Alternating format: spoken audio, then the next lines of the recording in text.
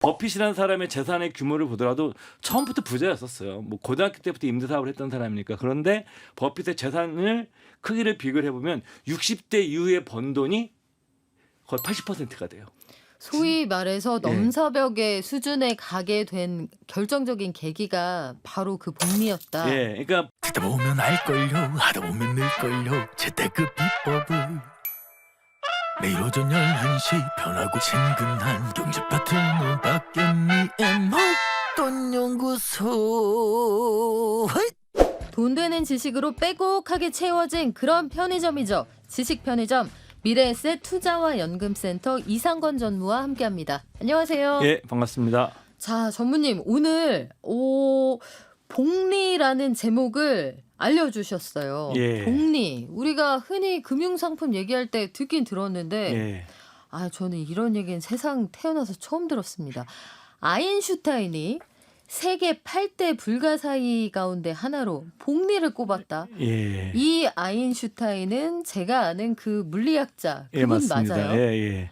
그런 얘기는 언제 하셨대요? 이 과학의 세계관에서 아주 그 패러다임을 바꾼 인물들이 몇 분 계시죠.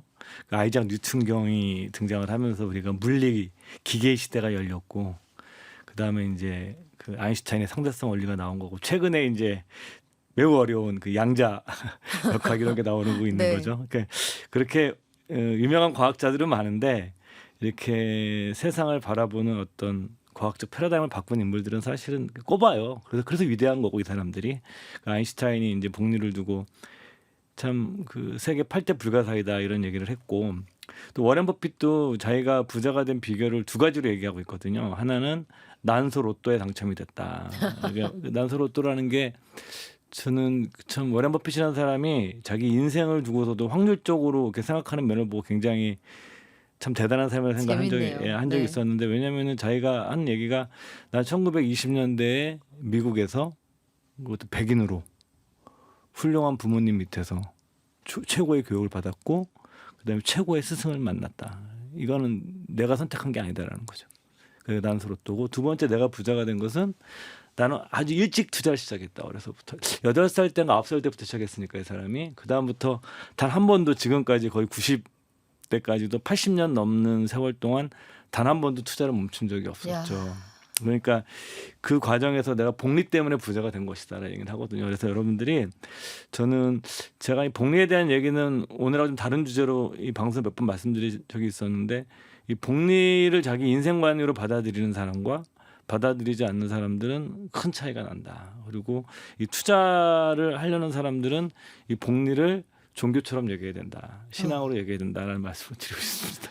자, 이상건 전무님은 뭔가를 확신하거나 단언하거나 이런 표현을 잘 안 하시는 분이에요. 그런데 복리를 확신해야 한다. 종교처럼 받아들여야 한다. 예. 제가 방송하면서 처음 들어보는 말입니다. 워런 버핏은 90이 넘은, 그러니까 100살에 가까운 노인인데도 지난 5월 초에 전 세계 투자자들을 자기가 사는 동네로 불러들이는 그렇죠. 그런 슈퍼파워를 가진 그런 노인이에요. 그런 예. 노인이 복리 때문에 부자가 됐다. 예. 복리가 왜 중요한지 우리 기본적인 얘기부터 한번 시작을 해볼게요. 우리가 복리는 이제 많이 아세요. 그냥 이자 계산법에 있어서 발생한 이자를 그냥 다시 재투자해서, 뭐 배당금도 마찬가지고 해서 수익과 원금과 이자, 원금과 수익을 계속 굴려 나가는 걸 복리라고 그래요. 그러니까 사실은 개념은 굉장히 심플한 거예요. 단순한 거고. 근데 이 복리라는 게 문제는 시간을 만났을 때 그 만들어낸 변화의 폭이 어마어마하게 많은 거예요. 그래서 우리가 쓸 때 무슨 표현을 쓰냐면 복리의 핵심은 기하급수적이다 이런 표현을 써요. 뭐 그다음에 반대말이 산술급수적인 거죠. 많이 비교하는 게 잘 아시겠지만, 뭐 산술급수적이다 그런 거는 더하기예요. 만약에 3씩 늘어난다 그러면 1에다 3을 더하니까 4가 되고, 4에다 또 3을 더하니까 7이 되고, 10이 되고, 13이 되고, 16이 돼요. 그러니까 이렇게 점진적으로 늘어나는 것. 이걸 우리가 이제 산술급수적이다 혹은 선형적이다. 직선 그래프가 되는 거죠. 이렇게 네. 대각선 형태로. 이렇게 일어나는데, 이 복리의 세계는 이 산술급수의 세계에 있는 게 아니에요. 기하급수의 세계에 있어요. 예를 들어서 만약에 3씩 늘어난다 그러면 처음에 1이 3이 되고, 3이 9가 되고, 9가 27이 되고, 27이 81이 되고, 81이 243이 되고, 어느 수점이 되면 인간이 생각할 수 있는 수적 경계를 넘어서 버리죠. 그렇기 때문에 가파르게 폭발적이 늘어나요. 그래서 우리가 이 기하급수적이라는 말을 가장 유명하게 만든 인물이 잉구로누스 멜더스라는 영국의 목사이자 경제학자잖아요. 네. 이분 이런 얘기했었잖아요.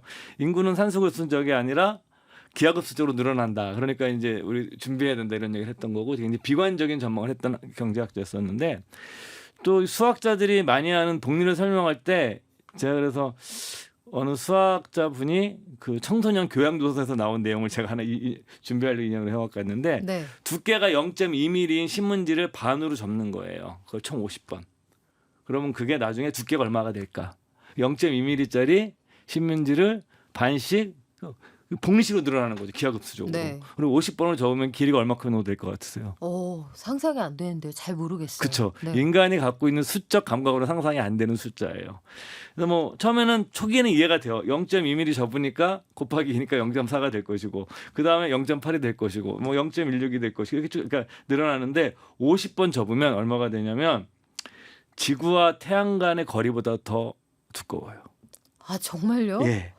그러니까 제가 이제 그 책에서 인용한 숫자를 읽어드리면 2억 2,518만 킬로미터예요. 밀리미터가 아니라 0.2mm를 주고 이게 우리가 이제 많은 분들이 복리 그러면 단순하게 뭐 이자를 넣는 것이 아니라 이 복리적 세계관의 밑바탕에 있는 거는 이게 기하급수적 세계관이고 어느 시점에 폭발성을 갖는다는 거예요. 그럼 폭발성을 받게 되면 이 폭발되는 시기부터는 이전의 세계와 다른 세계로 이게 뭐냐면 점프가 되는 거예요. 우리가 뭐 예를 들면 차원 이동이 되는 거예요. 네. 그래서 버핏이라는 사람의 재산의 규모를 보더라도 처음부터 부자였었어요. 뭐 고등학교 때부터 임대사업을 했던 사람이니까. 그런데 버핏의 재산을 크기를 비교를 해보면 60대 이후에 번 돈이 거의 80%가 돼요.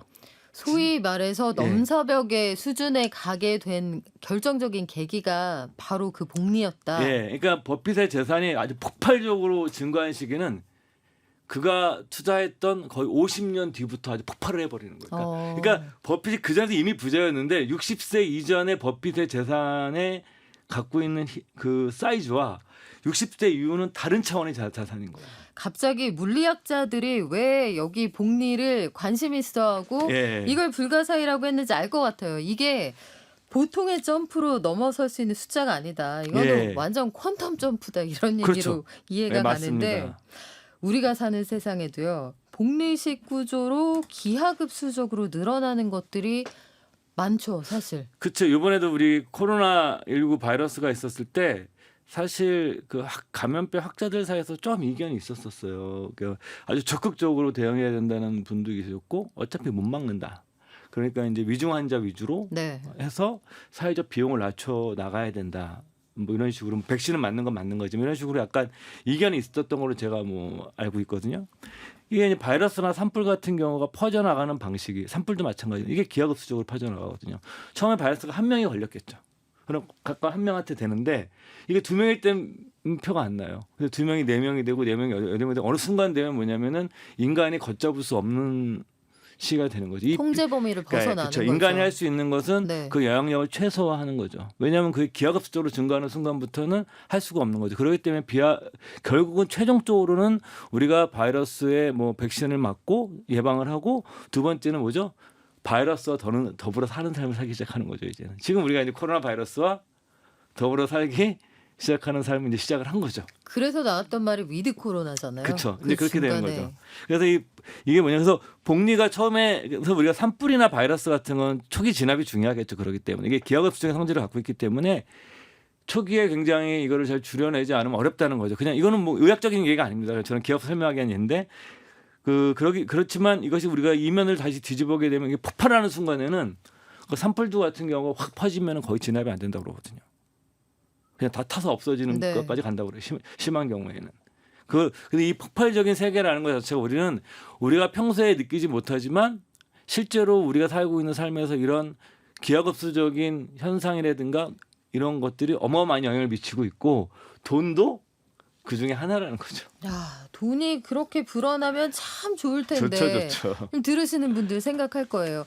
아이, 그러면 걱정이 없지. 돈이 그렇게 소위 시쳇말로 많이 우리 할머니들이 사용하시는 표현은 돈이 알아서 새끼를 쳐주면 얼마나 좋겠어 하실 텐데 투자의 관점에서도 그러면 복리만큼 중요한 게 없을 것 같아요. 그렇죠. 뭐 이 얘기를 하기 전에 네. 아까 지금 말씀하신 것처럼 저도 이렇게 주변에 돈을 잘 버시는 분들, 그다음에 어려서부터 뭐 어떤 인연으로 해서 제가 이제 기자 생활을 재테크 분야에서 시작을 했는데 요즘 딱 드는 생각이 돈을 많이 버는 사람의 특징이 뭘까? 뭐예요? 여러 가지가 있어요. 네. 그래서 첫 번째 제가 생각하는 거는 뭐 타고나는 것 같아요. 그래서 자기 자신이 뭐 저도 마찬가지로 타고나지 않았다고 생각하는 사람들은 좀 아껴 써야 돼요. 그리고 두 번째 이제 뭐냐면 그 성공한 사람들에 대해서 저도 잘 못하지만 덜 부러워해야 돼요. 왜냐하면 부러움 때문에 내가 잘못된 생각을 할 확률이 굉장히 높기 때문에 그렇기 때문에 좀 아껴 쓰고 그 다음에 좀 덜 부러워하고 세 번째 이 복리식 구조를 내가 그들만큼은 아니지만 이 복리를 잘 이해하는 것. 그래서 이제 투자의 성과는 굉장히 사실은 뭐 여러 가지 얘기를 하지만 심플하게 세 가지밖에 없어요. 투자 성과를 결정짓는 것은 수익률. 당연히 수익률이 높으면 투자 성과가 좋겠죠. 두 번째 미천. 미천이 많으면 당연히 투자 금액이 커지겠죠. 그렇죠. 세 번째가 시간이에요. 그러니까 오래되는 게. 이게 바로 이제 복리의 영역인데 복리의 영역에서는 시간과 수익률이 맞물리는 거거든요. 그러면 내가 뭐 돈이 많지 않더라도 그 시간축을 좀 길게 가져가면 내가 사고를 좀 길게 내다보면 그 소위 말해서 의사결정을 좀 길게 할 수 있거든요. 그래서 많은 분들이 한번 여쭤봐요. 그럼 도대체 그 복리 효과를 내가 보려고 그러면 어떻게 해야 되느냐. 저는 최소한 10년은 필요하다. 그러니까 저는 지금 약간 후회가 되는 게 후회만큼 어리석은 건 없다고 그러지만 또 인생이라는 게 늘 후회 연속이잖아요. 돈 걸려 좀 후회하는 게 복리라는 개념을 알고 있었음에도 불구하고 복리를 몸으로 느낀 것은 제가 얼마 되지 않아요. 제가 뭐 예를 들면 펀드 같은 거 넣은 것이 한 30년 됐을 때 이게 복리였구나라는 걸 느끼는 때가 있어요. 근데 그거를 내가 더 일찍 시작하고 더 알았었으면 훨씬 더 복리를 그러니까 버핏 같은 사람이 왜 대단한 투자가 됐던 중요한 이유 중에 하나가 버핏은 복리라는 개념을 10대에 이해를 했어요. 그래서 10대에 복리식 개념을 가지고 사업을 했던 사람이에요. 야. 그러니까 이제 돈에 대해서 약간 천재성이 있는 사람이에요. 그래서 저는 뭐 버핏 따라잡기 이런 거 안 믿어요. 그건 따라잡을 수는 없고 우리가 그 사람이 한 것 중에서 우리가 할 수 있는 거 갖다 배우면 되는 거니까. 그래서 여러분들이 첫 번째 생각하는 것은 시간이 어렵다. 최소한 10년 정도를 내가 생각하면서 그 돈이란 건 고민해야 된다. 그리고 두 번째는 뭐냐면 크게 잃으면 안 된다. 이럴 땐 적게 얻어 터져야 된다. 뭐 흔히 하는 얘기가 마이너스 50%는 플러스 100% 법칙이라는 게 있잖아요. 1,000만 원이 딱 반토막이 되면 마이너스 50%가 되고 500만 원. 500만 원이 다시 1,000만 원 본전되려고 그러면 50%만 따면 안 돼요. 50%만 따면 750만 원이 돼요. 그렇죠. 더블을 쳐야 돼요. 그렇기 때문에 덜 깨져야 된다. 그래야 내가 빨리 복구하고 더 나아갈 수 있다 앞으로. 복리는 내 길게 장거리 레이스니까 마라톤이니까. 그다음에 세 번째는 당연히 재투자 효과라는 개념을 이해해야 된다. 그러니까 발생한 수익을 뺏어 쓰지 마라. 내가 뭐 배당금 받았는데 기분 좋아. 뭐 조금 사치해야죠. 자기 자신을 위해서 쏘긴 해야 되지만 절대 그 투자를 통해서 번 돈을 가지고 향유하려는 노력을 좀 참아야 된다. 복리의 비결에는 재투자가 있어요. 재투자가 개념이에요. 재투자가 계속 이루어져야 돼요. 그래서 그 버핏의 파트너죠. 찰리 멍 이분이 이제 거의 100세가 됐어요. 야, 좀 대단해. 100세까지 저렇게 자기가 좋아하는 일을 하고 사람들로부터 그 자신의 얘기를 귀담아 들으려는 사람들을 거느리고 있는 종교인도 아닌데 네. 한 투자가 인생을 산다는 것은 굉장히 성공한 인생이라고 할 수가 있죠. 이 분이 한 얘기가 복리의 첫 번째 규칙은 불필요하게 중단시키지 않는 것이다. 그러니까 계속 투자해야 된다. 세 번째, 네 번째 제가 이제 그러거든요.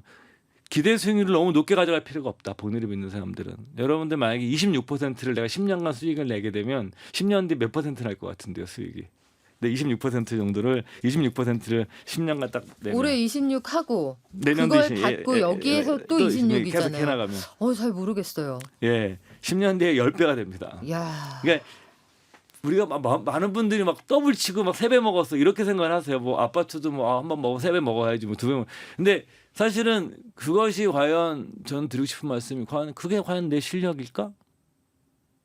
과연 그것이 나의 뛰어난 투자 실력을 검증하는 지표가 될 수 있을까? 실제로 이제 버핏도 그 한 80년 가까운 세월의 연평균 수익률은 22, 3% 정도거든요. 그도 26%가 안 돼요. 네? 네, 그도. 그렇다면 내가 버핏을 이기겠다는 건 과욕인데요. 그렇죠. 그래서 저는 뭐 이 와서 좀 자주 드렸던 말씀 중에 하나지만 그 하나가 뭐냐면 능력과 운을 구분하는 게 굉장히 중요하다. 자기 인생을 볼 때 저도 잘 못하는 거지만 이거 제가 한 얘기가 아니라 이제 블랙스완이라는 말을 유행시킨 니콜라스 탈렙이라는 투자가이자 철학가이자 통계학자죠. 그 사람이 이제 해서 되게 유명해진 말인데 과연 내가 2배가 되는 주식을 사고 이런 것들은 사실은 제가 보기에는 처음부터 알고 투자한 게 아니에요. 그건 덤으로 따라온 거예요. 행운의 영역에 되게 가까워요. 그래서 현실적으로 복리를 생각하는 사람들은 자기의 수익률을 어느 정도 가져가야 될까. 그래서 우리가 뭐 하나 참고할 수 있는 게 그 미국의 유명한 가치주 펀드들 뭐 30년, 40년씩 운용을 하면서 나름대로 레전드급에 들어갔다는 인류 펀드 매니저들의 한 30년 연평균 수익률이 10에서 15% 정도입니다. 야. 그러니까 저는 그것이 굉장히 중요한 참고 자료가 될 것 같아요. 네. 그들은 10에서 15% 가지고 굉장한 부자가 됐어요. 네, 복리 때문에. 그러니까 여러분들께서도 이 복리를 믿으면 복리란 걸 생각하고 10년 이상을 생각하는 사람들이라고 그러면 눈앞에 펼쳐져 있는 대박의 환상에 대해서 그것을 내가 능력과 운이라는 프레임으로 다시 걸러서 보겠죠. 그런 분들은. 예. 그러면 여기에 되게 많은 답이 담겨 있는 게 우리가 투자할 때 그런 얘기 많이 하거든요. 어쩌다가 지금 말씀하신 것처럼 운이 좋아서 내가 잘 샀어요. 예. 쌀 때 잘 사서 어느 정도 올랐다. 그런데 매도 타이밍을 못 잡는다라는 걸 어느 정도 가이드해주는 그런 말씀이지 않을까 싶기도 해요. 뭐 가이드라기보다는 그 사실 파는 게 제일 어렵고 저도 늘 못 팔아요. 저도 늘 못 팔고 네. 저는 주로 펀드를 통해서 자산 배분하는 사람인데 저도 코로나 때 벌었던 거 코로나 이후에 다 토해냈어요. 그거 뭐 저라고 뭐 이렇게 뭐 어마어마한 투자가 아니고 다행히 이제 뭐 네. 원금 안 깨졌다 이거로 좀 만족하고 있는 건데. 아니 증권사 다니시는 분들은 다 천하무적 아니에요? 아 그런 게 아닙니다. 그게 뭐 예를 들어서 얼마나 주변에 돈 있는 사람도 많고, 예, 또 딴 사람도 있고 네. 사람 사는데 다 비슷해요. 뭐 그래요. 그래서 저는 이 파는 것에 대해서는 되게 어렵기 때문에 지금 자기 기준을 좀 잘 갖고 있는 게 되게 중요하다. 그래서 뭐 제가 아시는 분의 비율을 하나 소개해주면 이분은 하여튼 더블을 치면 일단 반은 무조건 팔아요. 그러니까 그 다음부터 그런 얘기를 더블 치면 더 어렵지만 이분 항상 생각이 그래요. 운 좋게 더블이 딱 나오면 반은 팔고 봐요. 본전을 딱 확보하고 나서 하는 얘기가 뭐냐면 이거는 덤이다라는 거예요. 그래서 내가 더 벌 수도 있지만 하고 두 번째 이 양반이 하는 얘기가 남도 먹을 걸 남겨두고 팔아야 된다. 오. 꼭대기에 상투 치고 팔면 남들이 벌 게 없기 때문에 조금 남들 먹고 남겨놓고 판다는 심정으로 판다 이런 얘기를 하는데 오, 그런 생각은 안 해봤어요. 까치밥이에요? 네, 그래서 우리가 뭐 네. 흔히 하는 얘기로 이제 무릎에 서서 어깨에 팔라는 말을 하는 거죠. 꼭대기에 팔고 싶고 사람들 바닥에 사고 싶어 하는데 꼭대기에 파는 거는 알 수가 없기 때문에 하여튼 이거는 뭐 제 아시는 분의 얘기예요. 저도 그래서 그런 수준이 안 뭐 되고. 각자 투자 철학이 있으니까요. 예, 그래서 이 매도의 기술은 매수의 기술보다 훨씬 어렵다. 근데 사실은 잘 사는 것이 잘 파는 것보다 더 중요하다. 그렇죠. 예. 그래요. 우리가 주식에 투자할 때도 그래서 여러 가지 생각을 하게 됩니다. 주식에 투자할 때도 복리 효과를 고려해야 한다. 이 말씀을 해주시겠다고 하는데 아니 주식에 투자할 때 복리 효과. 이거는 뭐 제가 한 네. 얘기가 아니라 이게 이제 복리식 기업이라는 표현을 써요. 복리식 기업이요? 이제 어떤 복리라는 것은 뭐냐면은 복리가 되려고 그러면 내가 돈을 차입하면 안 돼요. 그러니까 내가 계속 번 돈으로 계속 재투자를 해야 되는 거잖아요. 그러니까 그걸 기업에 적용하는 거죠. 현금을 늘 잘 벌면서 현금 흐름이 좋은 기업이 있다고 치는 거죠. 네. 이런 기업을 사게 된 이 들어온 기업을 가지고 기업이 뭐 M&A도 할 거고 뭐 자산 소각도 할 거고 재투자 계속 해나가잖아요. 이런 식으로 끊임없이 발생하는 현금으로 계속적으로 성장해 나가는 기업을 복리식 기업이라고 그래요. 이제 버핏이 굉장히 좋아했던 기업들이고. 그래서 우리가 뭐냐면은 어떤 기업을 볼 때 그래서 이거는 뭐 제가 이런 종목을 사라는 게 아니라 어떤 투자자들이 이런 유형의 기업을 굉장히 선호하는 주식 투자자들이 있어요. 그러니까 현금 흐름이 굉장히 좋은 기업들에 집중하는 거예요. 그 이제 FCF라고 해서 자유 현금 흐름이라고 그러는데 하여튼 기업이 계속 꾸준히 현금이 계속 들어오면 이 돈을 가지고 그냥 쟁겨놓는 회사 말고 그 자사주 사놓고 쟁겨놓는 회사 말고 이 돈을 가지고 뭐 적극적으로 주주 배당을 하거나 아니면 자사주로 소각도 하고 아니면 M&A도 하고 이런 식으로 해서 기업의 이 현금 흐름을 바탕으로 차입을 하지 않고 거의 하지 않고 차입은 필요할 때만 하고 그 차입을 주로 쓰지 않고 발생한 수익으로만 계속 재투자할 수 있는 이런 구조를 가진 회사들 그리고 이런 식의 경영을 잘하는 회사들 그러니까 버핏 같은 경우가 이런 기업들을 굉장히 잘 선호했고 그 기업으로 벌어들이는 현금으로 가지고 계속 재투자해가지고 이제 이 수익률을 낸 거죠. 개인 투자자들이 저런 식으로 할 수는 없어요. 버핏은 기업의 현금 흐름을 통째로 사버리는 구조를 투자를 했던 사람이기 때문에 개인들이 그런 식으로 할 수는 없지만 그런 형태의 기업을 투자를 하실 때 한 번쯤 보시는 것도 뭐 저는 잘 못하지만 좀 종목을 고르시는 주요한 아이디어 중에 하나가 될 수 있죠. 그래요. 우리가 하나하나 다 스터디할 수 없으면 공부 잘했던 형이나 누나들이 어떻게 공부했느냐. 맞습니다, 맞습니다. 그거 예. 따라잡기 이런 거 하잖아요. 예. 주변에 공부 잘하는 형이나 야, 그 형은 이렇게 했다더라. 그거 한 번씩 팁을 얻어보지 않습니까? 예, 예, 그러면 인생도 복리처럼 생각해야 한다. 예. 복리의 인생을 생각해봐라. 요거는 그 어떻게 정의를 내릴 수 있을까요? 그러니까 전에 그 버핏이 누가 물어봤어요. 젊은 대학생인가 10대 청소년이 버핏한테 물어본 주주총회에서 어디에 제일 먼저 투자해야 됩니까? 우리 소장님 어디에 제일 먼저 투자해야 된다고 생각하십니까? 돈을 투자한다라면 예. 장기적으로 네. 저는 만약에 경기가 이렇게 안 좋은 상황이라면 뭐 그럼에도 불구하고 먹고 사는데 소비재 사람들이 안 쓰고 네. 안 사고 못 배기는 거 거기에 투자하는 게 좋지 않을까 싶어요. 그것도 좋은 대답인데 버핏의 대답은 네. 자기 자신에게 투자라였습니다. 그러니까 자기 나 자신에게. 이게 뭐 자기 개발이라고 말은 표현하기는 그렇지만 뭐 자기 개발이란 말이 너무 이제 좀 통속화되다 보니까 일단 자기의 자신의 가치를 높이는 거죠. 그러니까 가치를 높여 나가는데 투자를 했는데 이 가치를 이루는 거는 뭐 지식적이고 능력적이고 기술적이고 여러 가지가 있는데 한 가지 분명한 거는 금방 안 는다는 거예요. 근데 인간의 능력은 어느 순간에 갑자기 확 늘어요. 무섭게 늘 때가 있어요. 그래서 뭐 이게 종교에서 수행하시는 분들도 네. 명상 같은 거 오래 하시다 보면 어느 순간에 갑자기 깨달음을. 자기가, 깨달음 얻게 되는 그 구간이 있는데 그 구간부터가 복리 효과가 폭발하는 시기예요. 근데 대부분의 분들이 뭐 공부를 하거나 자기 개발을 하는 과정에서 거기서 멈추는 사람이 제일 많죠. 어쩌면 몇 걸음만 더 가면 딱 그 구간에 진입하는 건데. 그래서 솔직히 저도 잘 못하지만 그래서 중요한 마인드가 뭐냐 우리가 살면서 복리를 인생으로 생각하는 사람들의 마인드 첫 번째 뭐냐면 포기하지 않는 마음이 굉장히 중요합니다. 여기서 또 등장을 합니까? 중꺾마? 예. 중요한 건 꺾이지 않는 마음인가요? 그리고 이제 옛날에 네. 그 영국을 2차 세계대전 그 전쟁에서 승리를 이끌었던 윈스턴 처칠이 한 유명한 연설도 그거 아닙니까? Don't give up, don't give up, don't give up. 절대 포기하지 마, 절대 포기하지 마. 다시 한번 강조하지만 포기하지 마. 맙시다 하는 거죠. 저는 갑자기 그 생각이 나네요. 그 이순재 선생님하고 네. 오랫동안 연기를 하셨던 이 선생님이라고 전 국민이 사랑하고 또 그들의 연기를 좋아하는 배우들이 선생님은 어떻게 그렇게 연기를 잘하는 분이 되셨어요. 뭐 김혜자 선생님도 마찬가지고. 예. 그냥 저는 여기에 오래 있었어요. 그렇죠, 그렇죠. 남들이 다 중간에 주인공에서 떨어져 나가고 나 좋은 역할 안 주고 그래서 실망하고 연기 그만둘 때 나는 그냥 이 자리에 계속 있었습니다. 그 얘기를 하시더라고요. 그리고 그분들은 또 운이 있으셔서 제가 보기에는 계속 있을 수 있는 기회도 얻으셨던 거고. 그렇죠. 그건 이제 운이 없었 실력만으로 설명이 안 되거든요. 인생이라는 것 자체가 뭐 제가 건방진 얘기지만 그래서 우리가 이제 인류 스포츠 선수들도 보게 되면 그 루틴이 있어요. 그러니까 자기가 뭐 아침에 일어나면 시합이 있는 날은 네. 뭐 팬티를 못 입고 이런 식으로 루틴이 있는데 있죠. 그게 별거 아닌 것 같지만 그게 이제 사실 우리 복리의 관점에서 보면 자기 일상을 쌓아나가는 거예요. 그것도 자기가 마음도 다지고 네. 그다음에 자기가 마인드 컨트롤도 하고 사실은 우리 직장 생활 저도 하지만 우리 그렇게 안 하거든요. 아침에 나갈 때 뭐 마인드 컨트롤 막 나가세요. 매일 에브리데이 그렇진 않거든요. 근데 만약에 어떤 사람이 그렇게 매일 네. 아침에 일어나서 뭐 그런 얘기 하잖아. 나는 매일 아침에 30분씩 달리겠더니 인생이 바뀌었다.